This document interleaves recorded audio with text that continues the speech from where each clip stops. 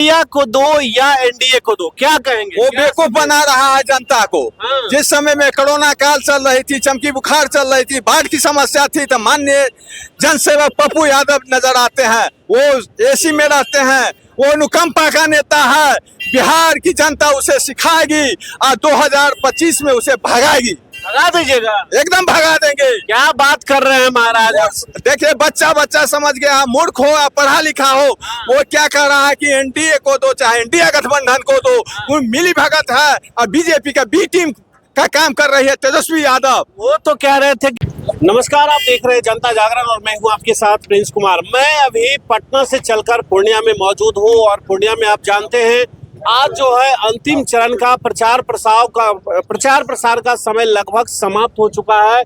और अभी जिस भवन के पास मैं खड़ा हूं उसका नाम है अर्जुन भवन, अर्जुन नगर पूर्णिया, और ये पप्पू यादव का कार्यालय भी है।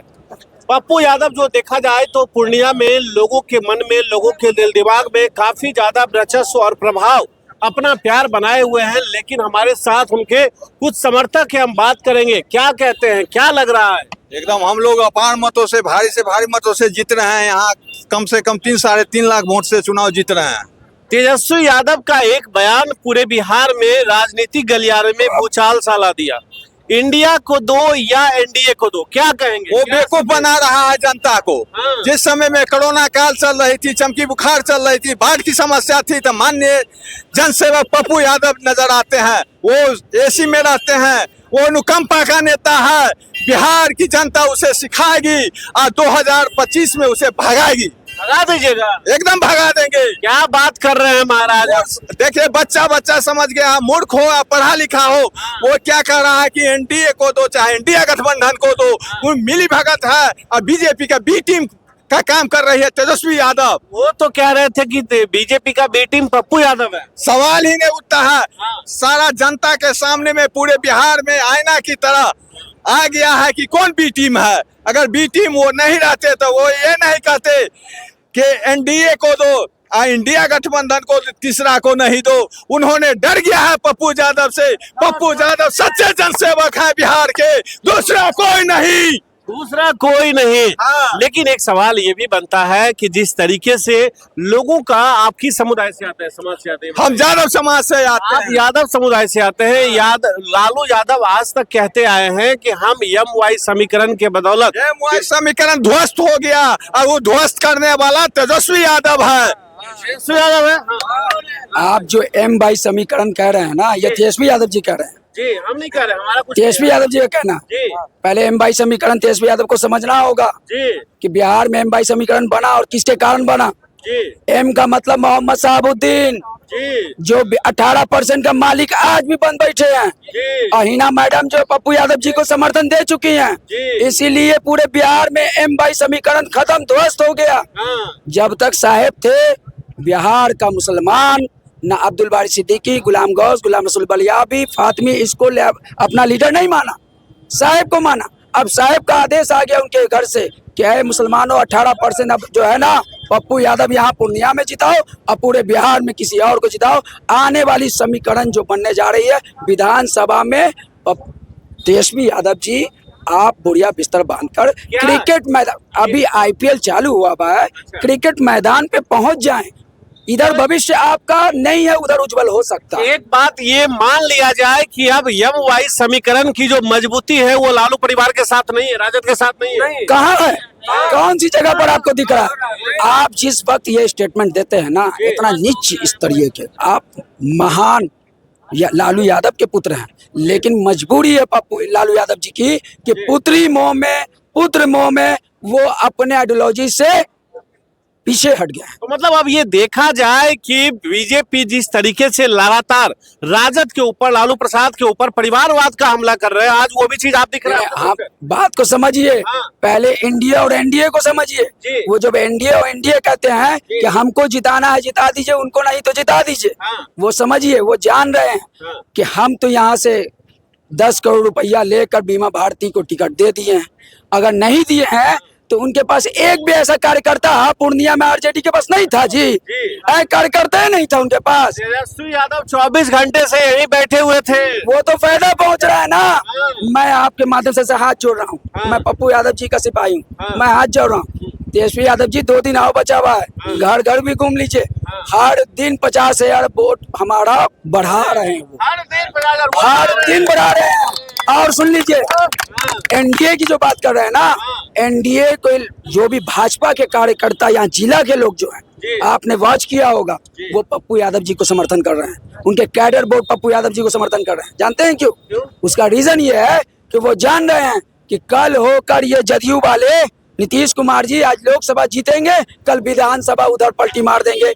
हम ठगा सा महसूस करेंगे। तो जनता बुर्बक नहीं है, भाजपा वाले सियाने हैं, तेज हैं। वो कहते हैं कि जो 24 घंटा सुबह पप्पू जी, शाम पप्पू जी, दिन पप्पू जी, रात पप्पू जी, सुख पप्पू जी, दुख पप्पू जी, तो क्यों ना पप्पू जी को जिताया जाए, क्यों ना जिताया जाए। इसीलिए ये पूर्णिया की जनता मान चुकी है, आपका नेता पप्पू यादव ही होंगे। आप एक स्टेटमेंट सुना था ना, ए मोहनडम भाई, ए यादव भाई, हमको जिता दीजिए, पप्पू यादव जी कह रहे हैं। अरे यहाँ की जनता पूछ लीजिए, भूमिहार, राजपूत, ब्राह्मण, लाला, छोट बड़, ऊंच नीच, पंथ भेद, सारे लोग एक गुलदस्ता में समा गए। कौन सा वो गुलदस्ता है? पप्पू मैं हो गया। जो आदमी सर हर एक आपदा में गायब रहे अपने स्टेट को छोड़ के, अपने पब्लिक को छोड़ के, वो क्या बात करेंगे? कौन है वो लोग गायब होने वाले? एनडीए और इंडिया दोनों है, दोनों है। तो सारे नेता आ जा रहे हैं, कोई नहीं बचेंगे फिर। हाँ देखिए, दोनों दल से पप्पू बाहर कोई कहीं भी देखिएगा ना, तो पप्पू जी हर वक्त सेवा करते हैं। चुनाव जीतने के इन लोग को दिक्कत क्या है? सेवा करता है वही करना चाहिए, उन लोग को सेवा करते हैं सर।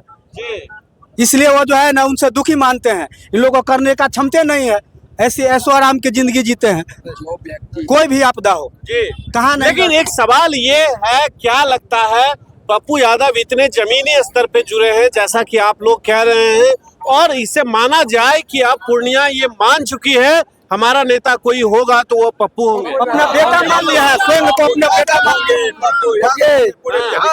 ये जनता भैया सब जानती है।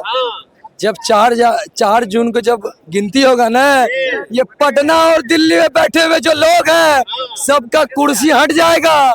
अभी से ही बौखलाहट शुरू है, तब न बोलते हैं सबको दीजिए पप्पू को ना। ये जानते हैं कि जिस दिन पप्पू यादव पूर्णिया से चुन के पार्लियामेंट में जाएंगे, सबका बोरिया बिस्तर बढ़ा जाएगा। और आपको हम बता देना चाहते हैं कि यहाँ न माई काम करेगा न बाप काम करेगा, यहाँ A to Z सब पप्पू यादव के साथ है। ये जो भीड़ देख रहे हैं, कोई दाल चावल रोटी पे लाई हुई भीड़ नहीं है, ये सब मोहब्बत है पप्पू यादव का, जो कि दुख, दर्द, सुख, खुशी, गम सब में शामिल होते हैं। उसका ही सिला है कि आज लोग यहाँ लोग। हाँ, क्या कहेंगे भैया? पप्पू यादव जो है ऐसे वैसे की दुखी आदमी नहीं है, ये गरीबों का मसीहा है। और वही नरेंद्र भाई सहारा का टका घटोला करके हेलीकॉप्टर में उड़ रहे। अमित शाह को पूछिए, मंच पर चढ़ने के लिए नहीं दे रहा। इसलिए भाई नरेंद्र मोदी अब जनता को कितना देर बेवकूफ बनाइएगा। ठेला जोतने वाले, सब्जी बेचने वाले, मजदूरी करने वाले, सब तो सारा इंडिया में काम किया। सब तो नरेंद्र मोदी टका घटोला करके अमित शाह, नरेंद्र मोदी हेलीकॉप्टर पे घूम रहे हैं। जनता इतना बुर्बक थोड़े है, अभी जनता को बुर्बक बना लीजिए। मोदी जी आपको जनता बुर्बक बना कर दिखा देगा। अब की बार पप्पू यादव जिंदाबाद। अब की बार पप्पू यादव का क्या है? मीडिया कर्मी देखिए आप लोग कितना भीड़ है यहाँ पर। तो आप देख रहे हैं, सुन रहे हैं, लगातार जो है पप्पू यादव के समर्थक किस तरीके से अपनी बात को बुलंदी के साथ कैमरे के सामने रखते नजर आ रहे हैं। लेकिन सबसे बड़ी बात है कि यहाँ भी अब 26 तारीख को मतदान होनी है, और अब देखना ये होगा कि पूर्णिया की जनता पप्पू यादव पे कितना भरोसा जता पाती है वो 26 तारीख को पता चलेगी, वो वोटिंग के समय, मतदान के समय। और बात उसका परिणाम की है, 2 मिनट सर, बात उसका परिणाम की जब आएगी तो वो 4 जून का समय होगा, जिस दिन पूरे देश का भविष्य तय होगा, कौन बनेंगे सत्ता में, कौन बनेंगे विपक्ष में। चलिए आपकी क्या प्रतिक्रिया है, कमेंट करके जरूर बताएं। नमस्कार।